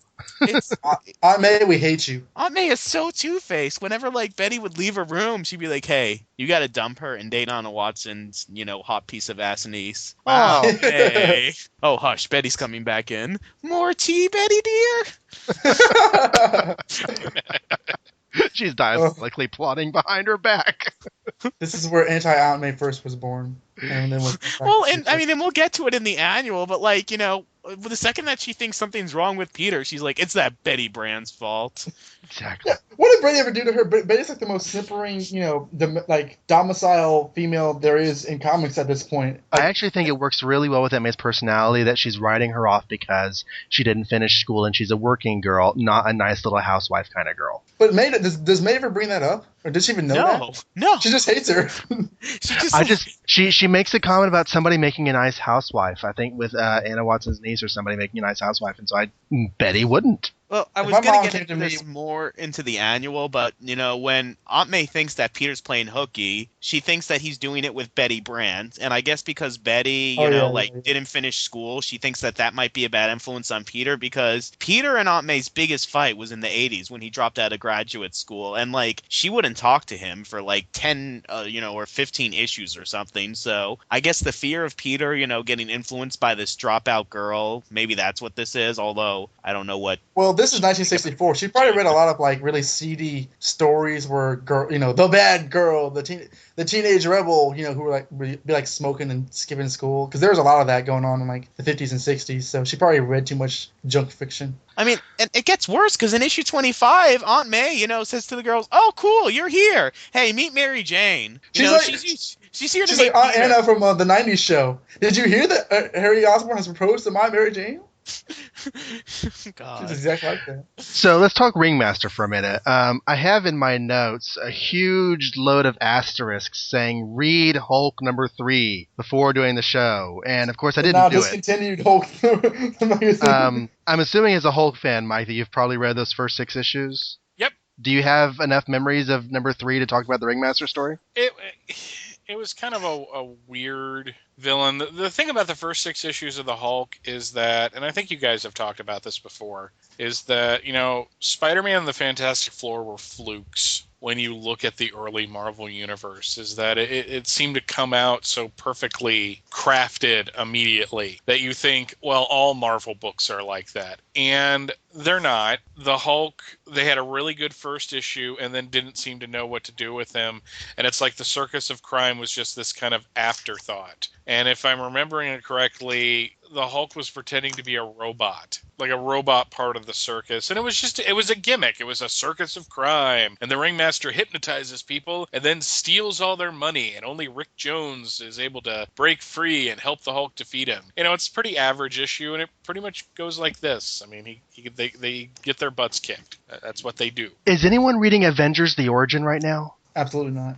Because they do that. They tie that, not with the Ringmaster necessarily, but they tie the plot of Hulk being joining a circus and being a robotic character and with a painted face and everything, all sad clown style. They tie that into the Avengers origin plot. And He did what? Well, if He I'm painted his remembering face? correctly, that happened in an early issue of Avengers, where he was I wonder if I'm confusing those two. Okay, I honestly I don't know. It's been a few years since I've read Hulk #3, and I don't have as much storage capacity as I once did. I really need to get an external hard drive for my brain. Right. So I can start storing more information, really. So. Okay, I thought we'd bring see what we could remember from that one. I have read the first 6 issues of Hulk, but I've read them once, and it's been 2 years now. I remember when I read the Ringmaster story because I knew that he was a precursor to this, because this is the first footnote to that references a book outside of Spidey's own book, and I knew that was there from the time I was 6. So when I finally read it, I was like, oh, the Ringmaster story! And I finished it, and I was like, oh, the Ringmaster story. But I couldn't remember any details about it. So anyways, that's that. So on page 6, do they ever get back to Jameson not wanting Spider-Man pictures anymore? I mean, obviously Stan Lee was a one-gag guy. Typically, he would forget about stuff. But I was just wondering, like, whether Jameson ever like in the next issue or something comes back or says, I do want pictures of him again. The next issue is the big Spider-Man fan club and the hoopla at Liz Allen's dad's place. I honestly don't remember what Jameson says about spider photos there, but I'm assuming he wants to get some. No, I don't know. I honestly don't remember. I haven't reread it yet. I actually read that a few nights ago. For some reason thinking that was going to be this episode. And he is there and wants Peter to take pictures. So yeah, I guess it's just Jameson's going through a one-issue phase. That Spider-Man's going to be bigger than the Beatles, so he needs to send Parker there to check on this fan club thing. And the Beatles are new here, right? This is getting into the latter half of '64, so we have Beatles. Right? Yeah, they've been big in America since about February of '64, so but they're already a few years old in England. Cool. What were you just singing? Is that like when there's is it Daydream Believer or something like that? Yeah, that's the Monkees. You fail. Wow, that's like calling somebody from New Zealand Aussie. I mean, you just kicked Josh in the nuts. Hey, we're the Beatles. Hey, Ladies John? and gentlemen, I will be retiring from Amazing Spider-Man Classics. That's okay. You're about to never speak to me again. I always kind of preferred the Monkees, but Michael John, Bailey, you can go to heck. we are done professionally. So I did mention how the spider sense is now a superhero sense with Matt Murdock there, but the panel below that, he's climbing the anchoring rope to get up to the top of the tent so he can go in. I'm pretty sure that's not how you get inside the top of a tent, because that's a closed off hole there. It's just a little bit of opening for ventilation. You can't get to the top of inside of a tent by going up. That's just weird. Am I talking out of my ass here? Does the author saying here? Oh no, I got you. I'm not, because we've seen him like walk ropes before, so I don't know. I don't know what you're the tent and climb up on the inside of the tent to get to the inside top of the tent. But I don't know. Maybe I obviously don't go to enough circuses. There was like a big obsession with circuses in some of these early Stan Lee stories. I don't know as there was with Hollywood. Yeah, and speaking of Holly and like plots being reused, next issue we have another like thing like here where it's like, well, let's just put that Spider-Man's coming on the poster, and then Spider-Man like sees it and he's like, well, they say I'm coming, so I guess I gotta come. Stanley, the only writer to rip himself off repeatedly. Stanley's so awesome that he rips his own stuff off. I didn't really dig on the Circus of Crime very much. It's not one of my favorite issues of this run. Not that I hate it, but when I finally got to the post 20 issues a couple years ago, I was so surprised to find that they didn't just fade away into the woodwork. The Circus of Crime comes back, and a few times. And that's the one with Princess Python, right? Yeah, she's not in this one, but she's in the next one. I think it's around issue 24. That is a god-awful name. Princess Python. But she's it sounds like we won't talk about name. She probably later became a stripper, like in, brand new, Marvel universe or something. They'll retcon that she was a stripper. She fell in some hard times. The ringmaster for crime came into the bar for a lap dance one day and said, want to be part of my circus of crime? And she said, you tip me for this lap dance, I'll do anything. And then cut to Steve Ditko's drawing of her in the issue of Spider-Man. Speaking of Steve Ditko drawing, Foggy Nelson looks like he cut a lot of weight. Yes. Yes, he does. Especially, I'm on page 9 and 10 right now, and page 10 on the right where they're all frozen with My Will Is Your Will. Foggy Nelson, he's got a nice-looking face there. It doesn't look like overweight at all. In the early issues of Daredevil, I think that, the whole short and fat thing, he was always a little pudgy, but I think, he got more short and more fat as the series went on, as opposed to the first 10 issues or so. I think it's been a while, though. I might be remembering this art wrong. I mean, this is obviously, very early Daredevil, where he's wearing the yellow and black. Yeah, he gets the red in costume. issue 5, I think, doesn't he? And he acts like a bowling ball. That's one of my favorite panels in the issue where he just I don't understand the physics on that, but Am I the only one that likes this costume? This I don't hate it. I actually think it's interesting as it's one of those costumes that's kind of like that looks like it was looked at after someone saw a circus performer. But I don't know. The all red kind of speaks to me if it's done right, if it's colored a certain way. I kind of dig it because, like I said before, I read these when I was 6, and I read them many multiple times. And it wasn't until I was 10 or 11 when I started buying comics for myself off the shelf that I saw that he had a red costume. So the yellow costume has always, been Daredevil, for me. And I think it speaks to his name much more than the red one does. The red is definitely the devil's side, but he looks like an acrobat. He looks like what he was going for when he took the name Daredevil in this yellow costume. I dig it. But this yellow costume has a giant D instead of like the 2 Ds. And I think somewhere I've seen it like with the yellow costume has 2 Ds, but that's neither here nor there. Does anyone else on page 9 at the top when Spider-Man has little numbered moves going through the circus, does anyone else use their finger and trace what he did and imagine how he got from pose to pose in your mind? Only when I read Family Circus. Absolutely not. I guess I'm the only one who does that. He says about the ringmaster in his head, he says, "What's he trying to do, crab my act?" And I'm thinking, but you weren't invited to this circus, Spider-Man, remember? You're not actually supposed to be here. Well, no, he was invited. They put his name on the flyer. I'm sorry, But he only just happened to see it. You could put my name on a flyer and post it in Georgia, and I'm not going to know that you're inviting me. I mean, it doesn't matter. Hey, what are you doing? You're in my way, sir. I tell you. John, I saw your name on this flyer. Are you coming to Georgia? I guess I am now. Well, how many John Wilsons are there? I mean, especially because those are 2 very common names. And how many Spider-Mans are there? It's not like they were inviting Spider-Man 2099 or Ben Reilly. Ben Reilly Spider-Man will appear this time, several years from the future. Okay, so I'm wondering about these mass hypnosis things. I mean, it takes a certain amount of time to rotate around and get everyone in the room, right? And so I'm just wondering, why do all the other hundreds of people just sit there and wait for him to get to them to do the hypnosis thing? Are you trying to say it doesn't make sense? No, I would never say that about a 1960s comic book. It's like Seinfeld, the Good Samaritan syndrome. It's Well, my turn to get, flamboozled. I don't know. It just doesn't. So I like this issue because Daredevil's in it. Because after Spider-Man, Daredevil's my second favorite Marvel character. I think he's maybe number 3 or 4 of my top 5 characters. But the remaster, he's another one that's forgotten Marvel. I don't know. Has he been used lately a lot, or has he been used throughout time, or is it another one that's forgotten heroes? He played a major part of integrating all of the Hulk's personalities during Peter David's run. The Samson brought him in to basically hypnotize Bruce Banner, and that's how he was able to integrate the personalities. So yeah, he's not like a major force, but he comes back every once in a while. There's a short story in Ultimate Hulk, which was an anthology that was released in '98 that really deals with the behind the scenes of that story, and he's in that as well. So, and just for anyone listening who doesn't know, that has nothing to do with the Ultimate Marvel stuff. It's a totally different thing. Interesting. But if you happen to find a copy of Ultimate Spider-Man, the short story anthology, pick it up. It's really good. Yeah, I heard you say that on the crawl space before, and I should give that a Google search. We interviewed Keith DeCandido over on Teenage Wasteland, and he had a hand in putting that together. I can't remember if it was just editing or if he has an actual story in there. It was his first story. Okay. Was in that book, and he edited that entire line. Thomas DJ has a story in the Hulk one. Ooh, cool. Really? So what? Yes. Yeah, he wrote the non-Defender story. Interesting.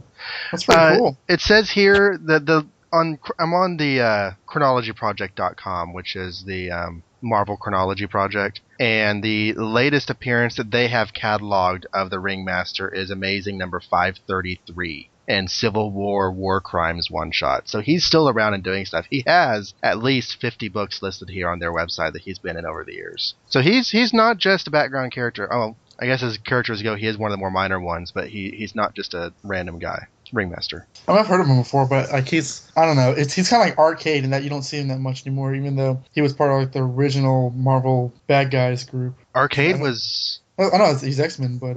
late 70s, early 80s? I don't know. Are we talking like Eddie Arcadia from The Last Dragon? It was an awesome movie.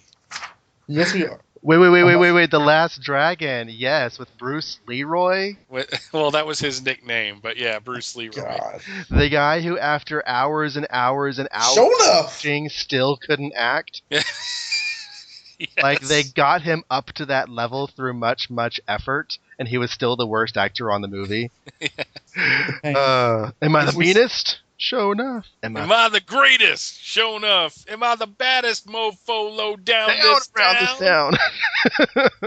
We sell that at my store that I work at, and I see it unbought Dude, every watch single it. day. Seriously, watch it. No, you will laugh your ass off. It's actually got some decent fight scenes in it, Yeah. but it's funny as hell. It is. I saw some YouTube clips of one of the fight scenes. It looks really funny. It's cult classic status. It has to be seen at least once. And it's got Chaz Palminteri in it. Chaz Palminteri? Who's that? That's what I was thinking. Oh God, I forget that you guys are like in your 20s, so you don't remember I'm the sorry, night. man. He was in like every movie. Which character was he? He was one of the thugs. It was one of his first films. Oh, I might recognize his face because I'm only a couple years behind you. But I might recognize his face, but I don't recognize his name. You know, I'm gonna say because my notes on this one are kind of sparse because it all boils down to this is just a fun issue. Yeah. Mhm. It's not a deep plot. It's not a mythology building issue for Spider-Man. It's just a team up with him and Daredevil. And on that level, I think it's a great success because it has everything about a Marvel hero team up that you really want to see. You know, they have to fight, and they fight through a weird set of circumstances. And actually, how many times has a hero had to fight another hero because he was being hypnotized? I mean, I was just about to say, yeah. There's a lot of good old fashioned superhero stuff in this. I like Daredevil. I actually wish they would get back to kind of this fun Daredevil because he's a fun character. He was in the 60s. Was it silly as hell? Yes. I'm Two not words: Mike Murdock. Yeah, exactly. I was about to say the man posed as his own twin brother to throw everybody off of the secret identity thing. But, you know, there's something to be said about, you know, a character that is just kind of having fun with what he does. Daredevil and Spider-Man have a lot in common in terms of personality and, you know, what they did. You know, Daredevil swung around town just as much as Spider-Man did. So I like seeing them meet. I like the fact that, you know, like John said, that, you know, you get everything about Daredevil you need to know on that first page. Right. And while it's a little clunky to read these days, it's still kind of cool and still appeals to me. When I was a kid, when you would open a comic, you didn't know who these people were. So you needed like a couple lines of dialogue saying, this is Hero X. This is what he can do. This is his major weakness. Here is a list of his fears. But it was a really good story. I enjoyed the heck out of it. These ads creep me out in this issue. I don't know if we're to talk about the ads, but there is one. Let me get to it. While you're getting that, I just want to say that Marvel Team Up could have taken a really big note from this book because you have just a little bit of nod to the current Spider-Man continuity, what's going on in his life with Jameson and his aunt and Betty. Not a lot, just a little. And then the rest of the book is getting to know the team-up character. Who is Daredevil? Why is he Daredevil? You know, what's his power set? It's in the rest of the book, while functioning as a story, it also functions as a sales pitch for the character's book. Yeah. And it works. No, I was about to say that, you know, Daredevil was still a relatively new character. Let's throw him in with Spider-Man. You know, it's why certain characters were like thrown into Brave and the Bold and DC Comics Presents over at DC just to give them a little more exposure. Speaking of, John mentioned Betty and Jonah at the Bugle. Can somebody tell me, why did Peter go to the Daily Bugle this issue? Because they just needed to show. Yeah, I was about to say. What's the in-story reason? Because he shows up and he says, "I hope you won't need me tonight, Jonah. I'm going to the circus." I think that's the reason. To say I'm going to the circus, I hope you don't need me. But Jonah says it's not like he's picking up a check because he says you haven't had any photos for me in days. Yeah. So you haven't been to work in days. You show up at work, hey, I'm going to the circus tonight. Now, back then you could say that he was showing up to walk Betty home or something, but judging by his conversation with Betty, I doubt that he intended on bumping into her there, which is really stupid because, oh, wait, I forgot that my girlfriend's the secretary. Yeah, she had to walk past him in the first place to get into this room. Yeah. So there's no logical reason for him to be going to the Bugle. except for Yeah. I mean, except for a writer's standpoint. Yeah, there is an It's in-the-box never- reason it's gold. provided, but it sort of falls apart if you look at it strange. It falls apart if you look at it. Period. You look at it strange. There's no logic. He hasn't been to work in days. He's like, and he shows up and he says, "I'm going to the circus tonight." Okay, I don't care. And the other thing is he's freelance. I mean, speaking true. realistically, he is on no obligatory schedule to these people. I mean, he's just bringing in photos and selling them when he gets them. So he shouldn't even have to come in. I don't know. Yeah, you're right. You're right. I think he just wants Jonah to think he has a life. Like, hey, just so you know, I'm going to the circus tonight. That's nice, Peter. I have a life outside of you, you know. On your scary ad, Mike. The Yubi Waza ad. Oh yes. Says, Hell yeah. boys, men, I'll help you master Yubi Waza, says NJ Fleming, Yubi Waza master. Yubi Waza is the secret, amazingly easy art of self-defense that turns just one finger or your hand into a potent weapon of defense without any bodily contact. And Can I do the offensive wife? Yeah, do the wife. I was about to say. 'Cause I weigh only 98 pounds, yet I can paralyze a 200-pound attacker with just a finger because I know Yubiwaza, says God. Yoshie Imanami, pretty Japanese wife of NJ Fleming. And I do the voice because that's exactly how it would have been done if this was a radio ad in 1964. It's the first appearance of Shashan. Yeah. Oh, God, I know that's the And it's wrong just- country and everything. It's just it's like he writes, I'm a third degree holder of the black belt, symbol of high proficiency in the Japanese system of self-defense that uses no weapons but bare hands. And you got to, this is before everybody was kung fu fighting. So I have to Yes. imagine that, Asian martial arts were still like this unknown thing at the time. But still, it's really weird. That's the sickest thing I've heard this Indeed. week. By the way, this conversation on the bottom of page 6, last panel, that pretty much could apply the next issue if you just replace circus with Spider-Man fan club meeting.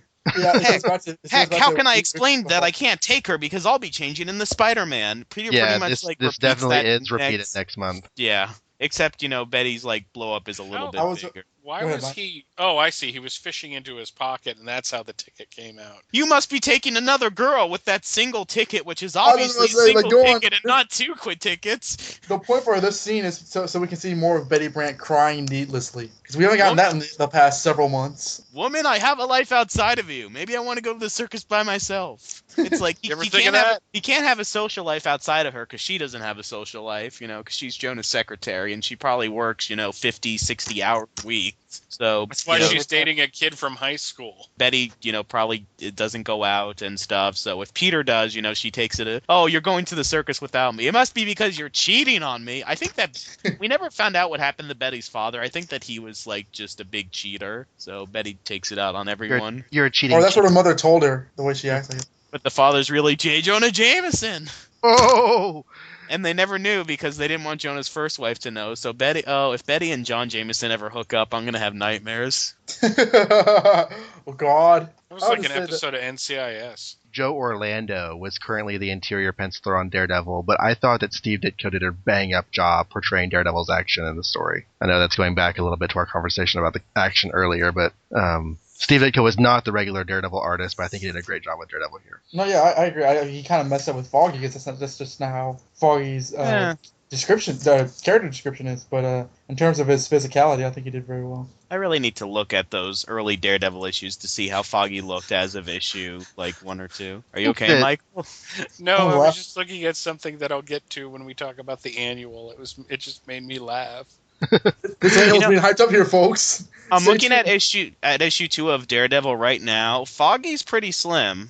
Yeah, I don't think they really started pumping him up until the average American weight went up. I think that when Karen Page, his love for Karen Page, this unrequited love, drove him to eat compulsively. That could You very think, well you be. think the same thing would apply to Matt once, was it Gloria Greenberg or something, left Matt for Foggy? You think the same thing would apply, I guess?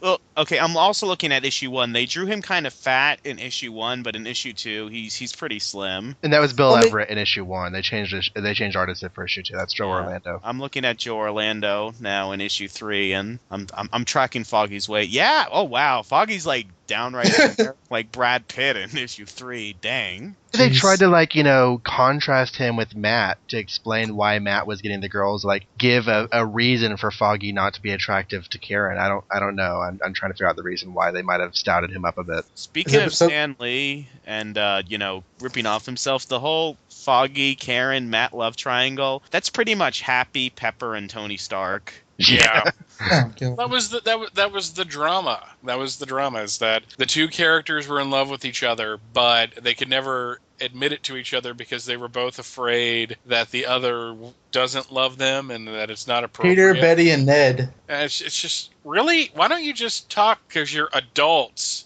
Yeah. You know? And it's kind of like, he was writing for an older audience, but not too much older. So according to one of these letters, this woman and her husband buy every single Marvel comic published, and they think the fact that the communists are the bad guys makes it something that lets you into insight on world affairs. And I'm like, really? No, I haven't about the same Which letter. secretary wrote that letter? So that would be like if they were having them fight Iraqis in the current issue. So yay for breeding nationalistic prejudice against communists in our young people. That's awesome. Because there are people like the Chameleon out there, changing into other people's spaces and working as a spy. Speaking of letters, are we good with the book? Do we have any other thoughts on the book? I think Michael summed it up pretty well. It's a really good team up in terms of it serves as a really good action piece. Not very deep in building any mythology or anything. It is what it is. It does its job well. And of course, their last caption of the last page is Daredevil appears regularly in his own magazine. Yeah, I think it was bi-monthly at this point, but yeah. So there were several letters that stood out to me. I want to run through a few, and feel free to jump in with any comments or if you have other letters that you want to add to the description. But Bill Payne did write in comparing the wait between Spider-Man issues to a nicotine fit. Okay. I thought was kind of awesome because I think we can all agree that comic book fandom is pretty much an addiction. In certain terms, yes. Jay Blackburn complained of the romance in Spider-Man and Fantastic Four. This was around the time of Sue and Reed's engagement. I don't remember exactly what issue that occurred, but they get married in next year's annual. And so while that's going on in the FF, you have Peter and Betty romance developing here. And I guess the boy readers just don't like mushy, girly stuff. Let's just stop reading Marvel then, because that's all that is. Iron Man, Daredevil, Spider-Man, the Hulk with Betty Ross, right? Did the Avengers Jane have any? Foster over in Thor. Yeah, it's all unrequited love. I'd like to strap some of these readers down and make them read a current issue of Spider-Man where he's having freaky sex with a mask on. Show that to your 5-year-old. Of course, then the next letter is from Gail Schottenstein and Phyllis Schwartz, and they want Peter to unmask so Betty and he can be closer together, which they should also read the Black Cat story now, because there's no unmasking going on there either. And clearly, you need the mask on for the magic to happen. Richard Weingroff appreciates the recognition that's been given to police officers and the role they have in law enforcement and criminal catching. And I have to say that I do kind of miss the police rooting for Spidey while Jameson mocks him. I kind of like that aspect of these early stories, and I really have no idea how long it's been absent from the books, but it would be nice to see it develop somehow, where Spider-Man actually has a cheering section in the crowds and the public officials. I was thinking that, I thought that the majority of the police, except for when they actually do chase him, are kind of Spider-Man, I don't think he's that bad of a guy. They're kind of ambivalent towards it, not vitriolic or intense at either side. They're cops in New York City. The crap they see on a daily basis, some dude in a spider costume probably doesn't even pop up on their radar. To use your own words, Mike, it would be Tuesday. The cliche in some of the Spider-Man stories is you'll have the old embittered cop who hates Spider-Man, and he'll be teamed with the rookie who thinks that Spider-Man's just the bee's knees. Or sometimes they'll reverse it where the rookie thinks that Spider-Man's bad, but the old cop explains, but you don't understand. Watch this. Amazing Spider-Man 122. I was thinking of 546 personally, the swing shift issue is what I was thinking of. That tells you everything right there. The swing shift? No, that the fact that you guys, both of you off the top of your head, named 2 different issues from 2 different eras that did this trope. Okay. Well, he's been a fugitive from the law for so long. I know that with the Heroic Age, that's been... There's some really, stupid, one-off police gags in like the issues from the 70s and 80s where like you get like useless, like, you know, come on Joe, okay, Murphy, let's go, and like there's like panels and panels and almost pages dedicated to characters you will never see again just because, you know, hey, they're cops, and like when we get to them in a few years I'll be sure to say it again. I do have to say that what would be really cool if it ever happened is I'm reading these letters and I mention them on the air, and then one of these guys who's still alive and been reading comics all this time and just happens to listen to my show writes in and says, hey, I know that there's like a zillion to one chance against that series of events ever coinciding, but it'd be really cool. You got Stan Lee to reply, so. I got Stan Lee to reply. Actually, I did. I can take no credit there. Steve Wacker forwarded my email. Yeah, Stan Lee's not listening to this podcast. You got friends in high places. I talked to Steve Wacker again this week. I had a random question to ask, and he actually wrote back a reply. It was kind of cool. Sure he did. He did. I say he did. I'm playing. I say he did. What's wrong with that? I say he did. I saw with my own two eyes. Ads for Amazing Spider-Man Annual #1 and Marvel Tales Annual #1, both on the ad page, and in the special announcements section of the letters column. We are going to be talking about those annuals in the next episode. I know we've mentioned them a few times because we're actually recording it tonight, but you'll be waiting until I get that episode out before you get to hear about the annuals. Neener. Neener. This is also the time when Hulk was returning to his own strip. There's a second feature in Tales to Astonish will be happening very, very shortly after this time. There's a note when it gives the footnote about Ringmaster being from Hulk #3. It says now discontinued. Well, just like in a month or two from now, he'll be back in Tales to Astonish. So yay, Hulk! Drawn by Steve Ditko. Yes. You not like that, Mike? I think Steve Ditko was the complete wrong choice for the Hulk. It was a while for me before that strip really took off. I had to read a lot of it before I was like, okay, now this is starting to get good. The funny thing about that strip, though, is that when he finally figured out if he gets really excited and his heart rate goes up, he turns into the Hulk. And if his heart rate goes up again, he'll change back into Bruce Banner. Stan Lee's like, finally, I got something I can beat into the ground. And that totally doesn't make any sense that he has to get excited for both changes. I like when they finally figure out that no. It's when he calms down that he becomes Bruce Banner. All Stanley knew was that he was drawing a woman named Betty. I mean, that he was writing dialogue for a woman named Betty drawn by Steve Ditko. Because if I recall from reading those issues like years ago, Betty Ross got called Betty Brant a few times. Yeah, I'm pretty sure. I remember like once where Rick Jones was like giving her like a statement, and he's like, "Is that all you need, Miss Brant?" This is the same guy who called his own creation Superman in issue 3 of his series, so I'm not doubting it at all. I do love the next issue box, though, because it's like, we can't tell you what next issue is, because we have no freaking idea, because we've been busy with the annual. Well, does it say they'll bring back a new villain that you've never seen before, like they did with Dr. Octopus?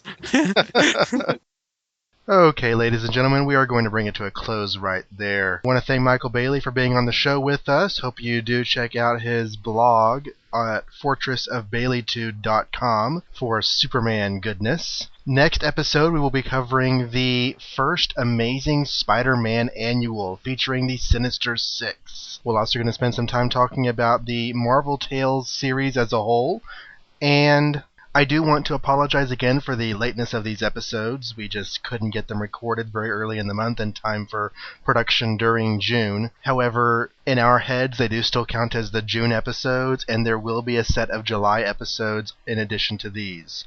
So we are still going to have, after the annual, 3 more episodes coming out later in the month and 3 more in August, and keep on going as usual. So please come back and see us again. If you want to comment on the show, if you want to send in your emails and your insults and anger at how totally politically incorrect and insensitive we were this episode, please feel free to do so at amazingspidermanclassics@gmail.com. There are plenty of images and fun comments at amazingspiderman.libsyn.com, as well as an X-Men blog, which I have not yet updated recently because I have been working on reviews for the Spider-Man homepage and, on this show. But you can leave comments there. I appreciate when you do. Even though we don't necessarily read those on the air, I do read them and appreciate them on that website. Also, if you want to follow news and updates, you can search for the group Amazing Spider-Man Classics on Facebook.com. And that brings us to another close. So keep a look on your iTunes in about a week for the next episode of Amazing Spider-Man Classics, episode number 12, wrapping up our time with Michael Bailey and featuring the crazy Aunt May and the Sinister Six.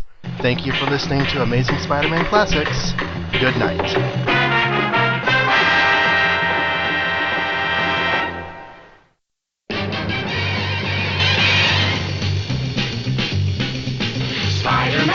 Spider-Man does whatever a spider can. Spins a web any size, catches thieves just like flies. Look out, here comes the Spider-Man. Is he strong? Listen, bud, he's got radioactive blood. Can he swing from a thread?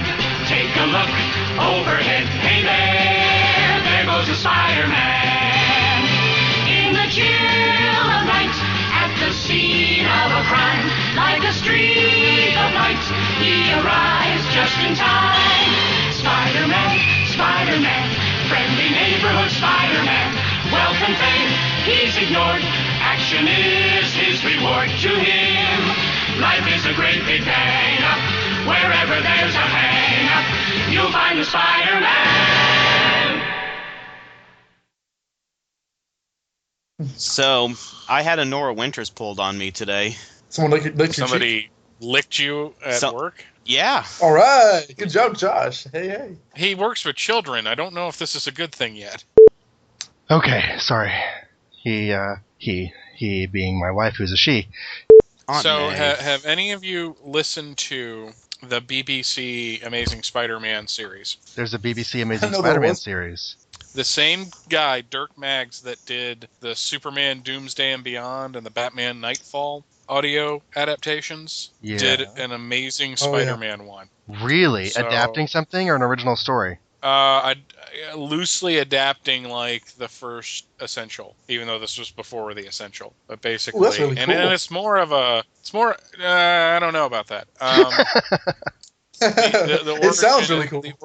The origin has changed slightly, and but you basically have like the first 20 or so issues of Amazing Spider-Man, but there's a lot of Fantastic Four in there as well, and the whole thing ends up being about the Fantastic Four and Spider-Man and Submariner fighting Doctor Doom. Really? The only reason I ask is that the next issues you're going to be covering after the ones we talk about tonight, that party. That club meeting of Spider-Man is adapted in the thing, and it's pretty god-awful. But it is where you get to hear Liz Allen say the words, "Wow, dropping out of school really did you well, didn't it, Betty?" So...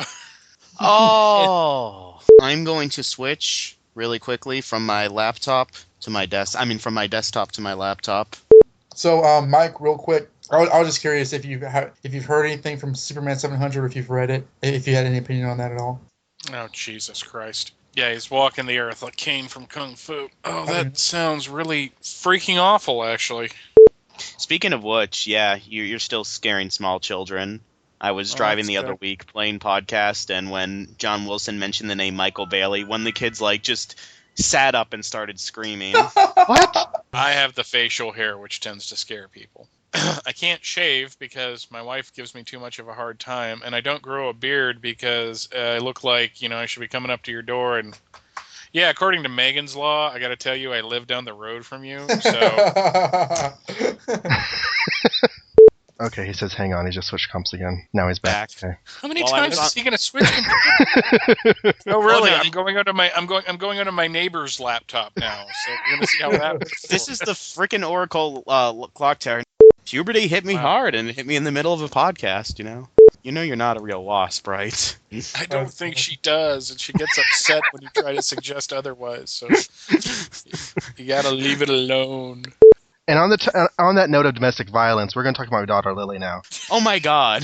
Jesus Christ! Wow, I thought I had the worst transition ever when I talked about dead mother, and then had to get back talking into comic books. You take the cake, sir. Congratulations. I'm not sure if that's an award I should be proud of, but should we do the obligatory domestic violence is not a laughing matter comment? Nah.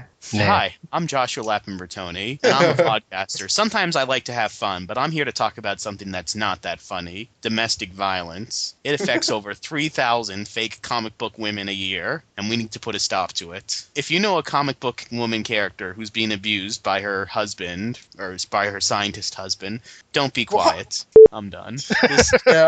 We're going to get so much hate Somebody mail. turn off Josh. Somebody turn him off. Billy, shut up and make me some dinner before I punch you again. Okay, so now that What we've did I totally tell set the record straight on that.